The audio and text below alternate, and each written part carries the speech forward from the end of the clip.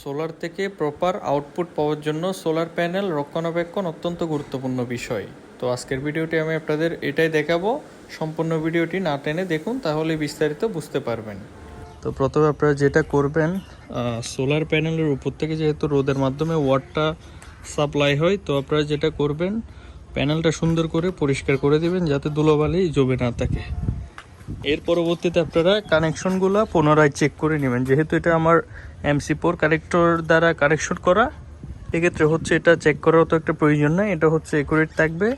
আর যেগুলো হচ্ছে স্ক্রু দিয়ে, যেমন হচ্ছে আগের পুরাতন প্যানেল তারের মাধ্যমে সেটিং করতে হয়, এগুলো অবশ্যই আপনারা হচ্ছে খুলে আবার পুনরায় ফিটিং করবেন। তাহলে হচ্ছে এখানে যদি জং ধরে থাকে বা কোনো লিকেজ থাকে, তাহলে এগুলো হচ্ছে ঠিক হয়ে যাবে। আপনারা পুনরায় হচ্ছে সম্পূর্ণ ওয়াট এখান থেকে ব্যবহার করতে পারবেন।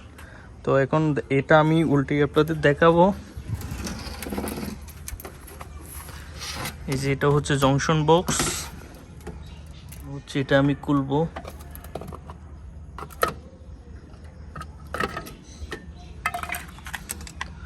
এই যে আপনারা দেখতে পারতেছেন, এই জায়গা হচ্ছে একটা প্লাস আর একটা হচ্ছে মাইনাসের তার। এখন আমি এটা সুন্দর করে খুলবো।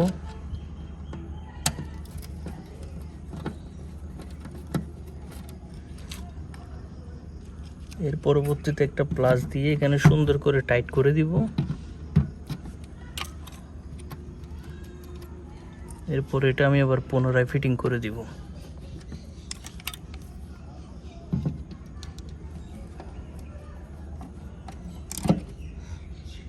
দুইটাই আমি সুন্দর করে ফিটিং করে দিয়েছি। আপনারা হচ্ছে দুইটা একদম সুন্দর করে খুলে, কোথাও যদি কোনো জং ধরে থাকে এগুলো পরিষ্কার করে আবার ফিটিং করে দিবেন। তাহলে আপনারা মোটামুটি এখান থেকে প্রপার আউটপুটটা বের করতে পারবেন। এরপরে আমি এই ঢাকনাটা লাগাই দিব।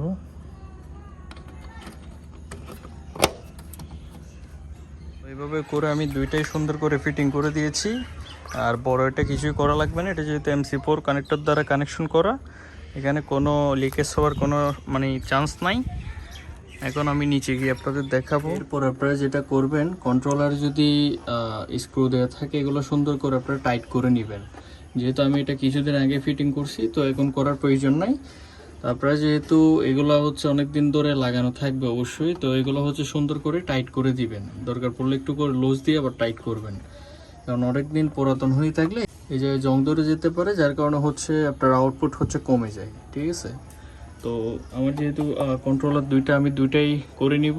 আপনারা হচ্ছে যে একটা যদি থাকে একটা সুন্দর করে, যে যে জায়গায় জয়েন্টগুলো থাকবে সেগুলো হচ্ছে সুন্দর করে টাইট করে নেবেন।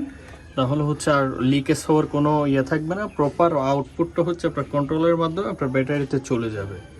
তো এখন প্রায় বিকাল বাজে 6টার দিকে হচ্ছে। এখন আমার ব্যাটারি মূলত ফুল চার্জ। আমি কিছুক্ষণ আগে কম্পিউটার অফ করছি, মোটামুটি তাও 4.4 ওয়াট করে ঢুকতেছে। এই হচ্ছে অবস্থা। তো ভিডিওটি কেমন লাগলো অবশ্যই কমেন্ট করে জানাবেন। এরকম নিত্য নতুন ভিডিও পেতে আমার পেজটি ফলো করে পাশেই থাকবেন। আসসালামু আলাইকুম।